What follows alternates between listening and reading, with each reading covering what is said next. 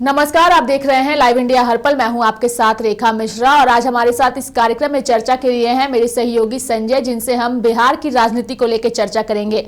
आज INDIA गठबंधन की बैठक हुई, वर्चुअल बैठक हुई और इस बैठक में नीतीश कुमार को संयोजक बनाने का ऑफर दिया गया। सूत्रों के मुताबिक नीतीश कुमार ने इस ऑफर को ठुकरा भी दिया है और इसके क्या कुछ मायने निकल कर के सामने आते हैं, यही जानने की कोशिश आज हम संजय आपसे करेंगे। क्योंकि ये जो बैठक थी इस पे सबकी नजरें थी, सबको लग रहा था कि कई तस्वीरें इसमें साफ हो जाएंगी। नीतीश कुमार को पहले तो वो ऑफर नहीं मिला, लेकिन अब उन्हें एक ऑफर दिया जा रहा है जिसको उन्होंने ठुकरा भी दिया है, ऐसी जानकारी सामने आई है। देखिए, ये 5वीं बैठक थी और इस बार तो वर्चुअल तरीके से बैठक की गई, जिसमें जो है करीबन 19 दल के नेता जो है शामिल हुए। लेकिन जब पहली बैठक हुई थी, नीतीश कुमार खुद इसके मतलब सारे नेताओं को एकत्रित किया था, तो धीरे धीरे अब नीतीश कुमार इससे अब दरकिनार हो रहे हैं कहीं ना कहीं। क्योंकि नीतीश कुमार जैसे ही वर्चुअल मीटिंग में बैठे थे और वीडियो कॉन्फ्रेंसिंग के जरिए ये बातचीत हो रही थी, उसके बाद नीतीश कुमार अचानक संयोजक का ऑफर दिया गया कांग्रेस की तरफ से। क्योंकि पहली बैठक में जब प्रधानमंत्री का उम्मीदवार उन्हें बनाना था, तो चौथी बैठक में नीतीश कुमार नाराज हो गए थे। क्योंकि जो दिल्ली में बैठक हुई थी और ममता बनर्जी ने सबसे पहले नाम जो है कांग्रेस के राष्ट्रीय अध्यक्ष मल्लिकार्जुन खड़गे का कर दिया था जी, जिसके वजह से नीतीश कुमार उसी समय से नाराज चल रहे थे। और उसके बाद उन्होंने अपने पार्टी में जो है बदलाव किया और आला कमान का अधिकार जो है वो अपने राष्ट्रीय अध्यक्ष पद का उम्मीदवार उन्होंने अपने खुद घोषित किया और राष्ट्रीय अध्यक्ष वो खुद बने। तो कहीं ना कहीं नीतीश कुमार के अंदर खाने में बहुत कुछ चल रहा है। वो बड़ा खेल खेलने के इंतजार कर रहे हैं, वो अपने पाले का इंतजार कर रहे हैं, कुछ न कुछ जरूर करेंगे। क्योंकि प्रधानमंत्री का उम्मीदवार बनाने की लेकर जो तमाम विपक्षी दलों को एकजुट करने के लिए नीतीश कुमार को आगे किया गया था। राजद सुप्रीमो लालू प्रसाद यादव। संजय, आपने कहा कि उन्होंने एक कवायद की थी सभी विपक्षी दलों को एकजुट करने की, और उन्हें ऐसा था कि हालांकि उन्होंने कभी भी स्पष्ट तौर पे ये नहीं कहा कि उन्हें किसी पद की लालसा है। उन्होंने मोदी को हराने के लिए उन्होंने विपक्ष दलों को एकजुट करने की कोशिश की थी और ये भी कहा जा रहा था कि तेजस्वी यादव को वो बिहार की जिम्मेदारी देकर के अब केंद्र की सत्ता में वो आएंगे। हालांकि वो तस्वीरें जब साफ नहीं हुई, तो अब एक जानकारी ये भी है कि नीतीश कुमार पाला बदल सकते हैं। ये अंदरूनी खबरें जो है वो लगातार सामने आ रही हैं और अब INDIA की तरफ से उन्हें संयोजक का ऑफर देना, उनका ठुकरा देना किस ओर इशारा करता है? देखिए, सबसे पहले तो हम आपको ये जवाब, बहुत अच्छा आपने सवाल किया है रेखा जी। जिस तरीके से नीतीश कुमार अपने पार्टी का कमान जो है अपने हाथों में लिए, उसी वक्त ये साफ हो गया कि नीतीश कुमार कोई बड़ा खेल खेल सकते हैं। क्योंकि जब राष्ट्रीय अध्यक्ष ललन सिंह थे, उस वक्त इंडिया गठबंधन को एकजुट करने में नीतीश कुमार लगे थे। लेकिन इंडिया गठबंधन का मकसद था कि भाजपा को इस देश से भगाना है, नरेंद्र मोदी को सत्ता से उखाड़ फेंकना है। लेकिन एक तरफ नीतीश कुमार को आगे किया गया प्रधानमंत्री का उम्मीदवार को लेकर और तेजस्वी को बिहार के मुख्यमंत्री आला कमान जो है बागडोर जो है उनके हाथों में देने की बात लालू प्रसाद यादव लगातार चाहते थे कि तेजस्वी यादव मुख्यमंत्री बने, और इसको लेकर केंद्र की राजनीति के लिए नीतीश कुमार को आगे कर रहे थे। लेकिन कांग्रेस राष्ट्रीय पार्टी है और कांग्रेस चाहती है कि हम वैसे लोगों को प्रधानमंत्री का उम्मीदवार बनाए, क्योंकि नीतीश कुमार पाला बदलने में एक्सपर्ट है। तो ये एक बड़ा संकेत जो है तमाम विपक्षी दलों ने इशारा किया, चाहे वो ममता बनर्जी हो, अखिलेश यादव हो, चाहे आम आदमी पार्टी के राष्ट्रीय अध्यक्ष हो, केजरीवाल जो दिल्ली के मुख्यमंत्री हैं, तमाम लोगों ने इशारा किया नीतीश कुमार की ओर कि कहीं ना कहीं नीतीश कुमार फिर से पाला बदल सकते हैं। ये संकेत उन्होंने दिया और इसके वजह से नीतीश कुमार को अब दरकिनार किया जा रहा है। अब नीतीश कुमार भले वो दबाव दे रहे हैं, प्रेशर पॉलिटिक्स खेल रहे हैं, अपने पार्टी में राष्ट्रीय अध्यक्ष का उन्होंने कमान लिया है, तो नीतीश कुमार अब जो है एनडीए के साथ जा सकते हैं। क्योंकि इन दिनों जो देखा जा रहा है संजय, तो चूंकि आपने कहा कि वो जा सकते हैं, ऐसी खबरें हैं, तो अगर INDIA के जो अन्य घटक दल हैं, अगर उन्हें एक अंदेशा था कि नीतीश कुमार पाला बदलने के लिए ही जाने जाते हैं और इसका एक डर था जिसकी वजह से उन लोगों ने उन्हें साइडलाइन किया, जिस गठबंधन को उन्होंने एकजुट किया, तो उनका डर, अगर वो जाते हैं तो उनका वो जो एक विश्वास उस पर नहीं था, उस पर एक तरीके से मुहर लग जाएगा कि हाँ, उन्होंने जो सोचा था वही हुआ अगर वो जाते हैं एनडीए में एक बार फिर तो। बिल्कुल सही सवाल आपने किया रेखा। जिस तरीके से नीतीश कुमार इस बात के लिए जाने जाते हैं और तमाम जो विपक्षी दल हैं इसी संकेत और इसी डर के वजह से नीतीश कुमार को आगे नहीं कर रहे थे, और वो कहीं ना कहीं नीतीश कुमार अगर एनडीए में चले जाते हैं तो ये साफ हो जाएगा और जो कह सकते हैं कि मौसम के बादल जो घिरे हुए जी। हैं वो धीरे धीरे साफ हो जाएगा जैसे जैसे नीतीश कुमार एनडीए के तरफ जाएंगे, क्योंकि इन दिनों एनडीए के जो बयान आ रहे हैं, चाहे बीजेपी के तरफ से जो बयान आ रहे हैं, नीतीश कुमार के प्रति सॉफ्ट कॉर्नर दिख रहा है। पहले था कि नीतीश कुमार के लिए लोग जो है भाजपा के ओर से आक्रामक रहता था बयान, लेकिन इन दिनों देखा जा रहा है जब से नीतीश कुमार चौथी बैठक से होकर आए हैं तब से लगातार नीतीश कुमार के प्रति सॉफ्ट कॉर्नर दिखा जा रहा है। बिल्कुल, और सम्राट चौधरी हमला बोलने का कोई मौका नहीं छोड़ देते और वो भी आजकल काफी सॉफ्ट बयानबाजी करते हैं। थोड़ी देर पहले भी उनका बयान आया, उसमें सीधे तौर पे वो कांग्रेस को जिम्मेदार ठहरा रहे हैं, नीतीश कुमार को नहीं। नीतीश कुमार को कह रहे हैं कि गुमराह किया गया है। क्या वो बयान है संजय, एक बार बताना चाहिए, हम दर्शकों को उन बयान भी सुना देते हैं। चलिए तो पहले उस बयान को सुनाते हैं और फिर इस चर्चा को हम लोग आगे बढ़ाते हैं। नीतीश कुमार जी को तो हम लोगों से अलग इसी के लिए किया था ना कि देश का प्रधानमंत्री का उम्मीदवार बनाऊंगा, लेकिन इंडी गठबंधन के लोगों ने नीतीश कुमार जी का सपना तोड़ने का काम किया और इतने लंबे समय तक 1.25 साल से लगातार वो लगे हुए थे कि किसी तरह इनको प्रधानमंत्री का उम्मीदवार घोषित करे और इन लोगों ने घोषित नहीं किया। ये स्पष्ट दिखलाता है कांग्रेस पार्टी सिर्फ अपने बढ़ाव के लिए चिंता करती है, अपने पार्टी की चिंता करती है, देश में गठबंधन से उनको कोई लेना देना नहीं है। तो आपने यहाँ सम्राट चौधरी को सुना। सम्राट चौधरी अक्सर नीतीश कुमार पर काफी हमलावर रहते हैं, हालांकि यहाँ भी वो हमलावर हैं, लेकिन उनका एक सॉफ्ट कॉर्नर साफ तौर पे दिख रहा है और उनकी एक सिंपैथी जो है वो नीतीश कुमार के लिए नजर आ रही है कि जिस मनसा के साथ उन्होंने महागठबंधन यानी कि INDIA के साथ वो जाने के लिए राजी हुए थे, वो मनसा पूरी होती हुई नजर नहीं आ रही है। हालांकि हमला यहाँ भी है संजय, लेकिन इस हमले के 2 पहलू नजर आ रहे हैं। पहले वो हमले जो है वो डायरेक्ट नीतीश कुमार पर होते थे, लेकिन अब यहाँ पे जो हमला किया जा रहा है वो सीधे तौर पर कांग्रेस पे किया जा रहा है। बिल्कुल, आपने सही पकड़ा रेखा। जिस तरीके से नीतीश कुमार के प्रति अब भाजपा का जो रुख है वो कहीं ना कहीं सॉफ्ट है आक्रामक है, लेकिन आक्रामक जो तीर चल रहा है वो कहीं ना कहीं धीरे से आकर घूम जा रहा है। यानी या तो लालू परिवार पर, तेजस्वी यादव पर, नीतीश कुमार को छोड़कर बाकी जो इंडिया गठबंधन के लोग हैं उन पर है, लेकिन नीतीश कुमार पर नहीं है। तो ये इशारा कहीं ना कहीं साफ झलक रहा है। जो हमारे दर्शक सुने भी होंगे, देखे भी होंगे, वो साफ समझ चुके होंगे कि नीतीश कुमार के प्रति अब सॉफ्ट कॉर्नर भाजपा की ओर से देखा जा रहा है। तो ये साफ हो जाएगा धीरे धीरे, जैसे जैसे खरमास का महीना है और मकर संक्रांति आने वाला है, तो ऐसे में इसके बाद शुभ कार्य होते हैं। तो ये नीतीश कुमार समय का इंतजार कर रहे हैं और इन दिनों नीतीश कुमार जब से दिल्ली से आए हैं तब से लगातार वो मौन है और बहुत ही, क्योंकि जब दिल्ली जा रहे थे चौथी बैठक में तब भी जो है ये बात उन्होंने स्पष्ट किया था कि कोई पार्टी में बदलाव नहीं कर रहे हैं, सब कुछ ठीक है। लेकिन अचानक वहां गए, फिर उनका कार्यकारिणी का बैठक हुआ, तमाम चीजों हुई और उसके बाद अचानक नीतीश कुमार ने अपने पार्टी का जो आला कमान है वो अपने हाथों में ले लिया। और कुछ तस्वीरें ऐसी भी नजर आ रही है संजय जो ये बताने के लिए काफी है कि सब कुछ ऑल इज वेल नहीं है महागठबंधन में, क्योंकि आज जिस तरीके से अगर हम देखें तो उन्होंने नियुक्ति पत्र का वितरण किया। उस दौरान पटना में अलग अलग जगहों पर हमने खबरें भी दिखाई कि पोस्टर जो लगे थे उसमें नीतीश कुमार थे, तेजस्वी यादव नहीं थे, उनका सिर्फ नाम था।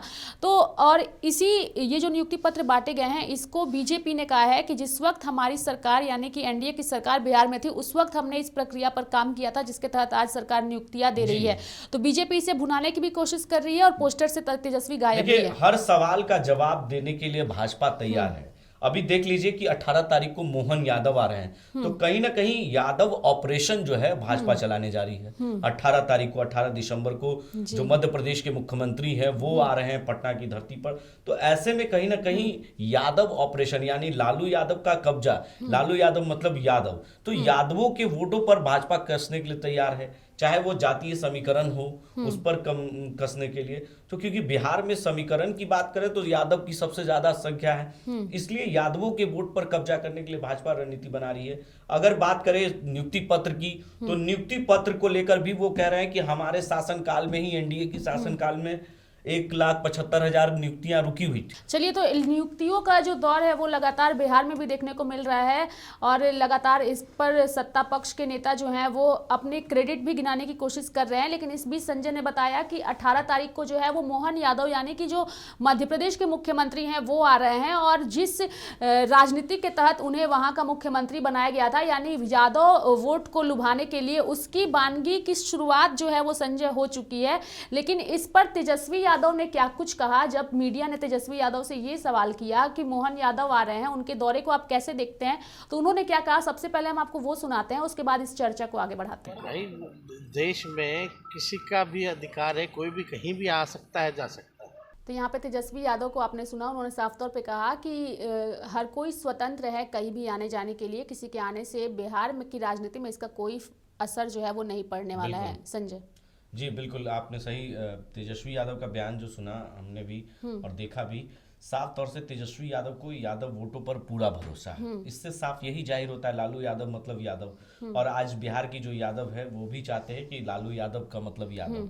लेकिन यादव वोटों पर कब्जा करने के लिए भाजपा ने सेंधमारी शुरू कर दी है और यादव ऑपरेशन चलाना भी शुरू कर दिया है। तो ऐसे में जो इंडिया गठबंधन है ये तमाम रणनीति जो तैयार कर रही है उसका जवाब भाजपा भी देने के लिए तैयार है, और भाजपा के तरफ से भी भाजपा के लोग जो रणनीति बना रहे हैं उसको लेकर इंडिया भी तैयार है। इंडिया गठबंधन। संजय, थोड़ा सा बात चर्चा हम लोग सीट शेयरिंग को लेकर करते हैं, क्योंकि INDIA में सीट शेयरिंग का एक बड़ा मसला है जो सुलझ नहीं पा रहा है, और अलग अलग जगहों से ये भी खबरें आ रही हैं कि कहीं भी सामंजस्य जो है वो सही तरीके से नहीं बैठ रहा है। हालांकि हम दूसरी जगहों की बात नहीं करेंगे, हम बात करेंगे बिहार की, चूंकि बिहार में अगर हम पिछले लोकसभा की बात करें तो JDU की जो पार्टी थी, JDU पार्टी जो थी वो BJP के साथ लड़ी थी, NDA के साथ लड़ी थी, और 16 सीटों पर उन्होंने जीत दर्ज किया था। तो इस बार वो महागठबंधन के साथ जा रही है, तो ऐसे में जो समीकरण बैठेंगे उसका क्या तालमेल होगा, किस तरीके से चीजें जो है वो स्पष्ट होंगी, क्योंकि पिछले बार ये भी हुआ था कि RJD का खाता भी नहीं खुला था। बिल्कुल, आपने सही सवाल किया रेखा। जिस तरीके से पिछले चुनाव की बात करें तो पिछले चुनाव में RJD ने भी 17 सीटों पर चुनाव लड़ा था, लेकिन एक भी खाता नहीं खुला। कांग्रेस ने भी चुनाव लड़ा लेकिन उनका एक ही खाता खुला। तमाम जो पार्टियां थी, लेकिन नीतीश कुमार की पार्टी यानी JDU जो है वो NDA में थी। 17 सीटों पर उन्होंने भी चुनाव लड़ा, 16 सीटों पर उन्होंने कब्जा जमाया। तो इस बार भी वो चाहते हैं कि 17 सीट हमारे खाते में हो और 17 हम जीत कर आए। तो लेकिन यहाँ महागठबंधन बना है, इंडिया गठबंधन बना है, तो इसमें तमाम घटक दल है, छोटे छोटे पार्टियों को एकजुट कर कर ये गठबंधन बनाया गया है, क्योंकि भाजपा को सत्ता से उखाड़ फेंकने की ये रणनीति बनाई गई है। बस उन लोगों का एक ही मुद्दा है, वो है नरेंद्र मोदी। लेकिन NDA का मुद्दा है तमाम जो देश की जो अर्थव्यवस्था है, तमाम जो मुद्दे हैं उसको लेकर जवाब देने के लिए जो इंडिया गठबंधन है। लेकिन कहीं ना कहीं सीट शेयरिंग की बात आप जो कर रही हैं, सीट शेयरिंग में पेच फंसता हुआ JDU की तरफ से दिख रहा है। कांग्रेस 11 सीट मांग रही है, JDU जो है वो 17 सीट मांग रही है, RJD 17, वाम दल भी है। संजय, लेकिन अगर JDU यहाँ 17 सीटों की डिमांड कर रही है तो उनका डिमांड करना जायज़ है, क्योंकि उनके 16 सांसद वहाँ पर हैं। आपने कांग्रेस का जिक्र किया कि वो 11 सीटें मांग रही है, हालांकि उनके एक ही सीट पे उनके सांसद हैं, और RJD की बात करें तो खाता भी नहीं खुला है। तो ऐसे में इन सब के बीच अगर देखें तो JDU का पलड़ा भारी है, क्योंकि सांसद उनके ज़्यादा हैं। बिल्कुल, उनके सांसद ज़्यादा हैं, इसलिए वो अपने आप की अपनी औकात को देखते हुए, अपने हैसियत को देखते हुए 11 सीट ही मांग रही है। तो 11 सीट में भी क्योंकि बात नहीं बन पाएगी, क्योंकि बिहार में नीतीश कुमार की जो पार्टी है विधानसभा में वो तीसरे नंबर की पार्टी बनी है, तो वो आकलन वो राज्य के अनुसार कर रहे हैं। जो RJD है चाहे कांग्रेस है, तमाम लोग ये आकलन कर रहे हैं कि वो तीसरे नंबर की पार्टी बनी थी और 42। संजय, आपने यहाँ पे जिक्र किया, लेकिन केंद्र के चुनाव और राज्य के चुनाव में काफी अंतर देखा जाता है। राज्य के चुनाव अलग परिप्रेक्ष्य में होते हैं, लेकिन ये लोग अपनी रणनीति बिहार में बना रहे हैं कि बिहार क्या फैक्टर लेकर, चाहे वो जातीय समीकरण की बात करें, मैंने कहा चाहे वो नियुक्ति पत्र हो या यादव समीकरण हो, जो उन्होंने बिहार में नीतीश कुमार ने काम किए हैं उस काम के आधार पर वो जनता के बीच जाएंगे बिहार में। क्योंकि केंद्र की भले राजनीति है, लेकिन बीजेपी जो है वो केंद्र की राजनीति कर रही है। RJD, BJP, कांग्रेस जो है वो रीजनल पार्टियों को इसलिए एकजुट की है कि वहां के स्तर पर वो वोटों के बीच अपना वोट कब्जा करे। तो अभी जो जातीय समीकरण हुआ है, जातीय आधारित गणना हुआ है, उस आधार पर नीतीश कुमार बात कर रहे हैं, उस आधार पर RJD बात कर रही है, उस आधार पर कांग्रेस बात कर रही है। वहीं आपको बात करें तो अभी नियुक्तियां पत्र जो बांटी गई है, आज भी दूसरे चरण की नियुक्तियां पत्र हुई है, कई सरकारी नौकरियां दी गई है, राज्यकर्मी का दर्जा दिया गया है। तो अभी कई लोग लाइन में हैं और उनको लगातार दिया जा रहा है। आचार संहिता लगने से पहले वो चाहते हैं नीतीश कुमार की जो भी हमने काम किए हैं, चाहे महागठबंधन के साथ हो या एनडीए के समय में जो उन्होंने घोषणा किया होगा, तमाम चीजों को इस वक्त लोकसभा चुनाव में वो भंजा जाना चाहते हैं और वो प्रधानमंत्री का उम्मीदवार बनकर देश में ये बातें जाकर मैसेज देना चाहते हैं कि हमने अब राज्य में ये काम किया है, अब हमको इसी आधार पर केंद्र में आप दीजिए, हम इसी तरीके से देश में भी काम करेंगे। ये एक बड़ा फैक्टर है रेखा, और इसी आधार पर नीतीश कुमार चाहते हैं कि हम जनता के बीच जाएंगे, आरजेडी तेजस्वी यादव भी जाएंगे, तो तमाम लोग ये चाहते हैं कि हम उसी आधार पर अपना वोट बैंक इकट्ठा करें। लेकिन बीजेपी केंद्र की राजनीति कर रही है, राज्य की राजनीति नहीं कर रही है, क्योंकि वो नेशनल पार्टी है और नेशनल आधार पर बात कर रही है। अगर वो केंद्र में बड़े बड़े काम किए होंगे,